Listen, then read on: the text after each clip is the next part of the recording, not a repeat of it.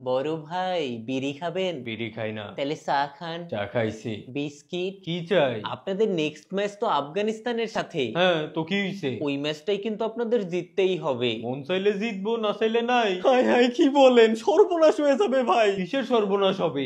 আমরা তো সুপার ফোরে উঠে আছি সেই কবে। আপনাদের না, অন্য কারো সর্বনাশ হবে। তো আমাদের কি? না মানে 3 ম্যাচের 3টেই আপনাদের জেতা উচিত আর কি। আচ্ছা দেখি। পূর্ণ শক্তি নিয়ে খেলবেন তো, তাই না ভাই?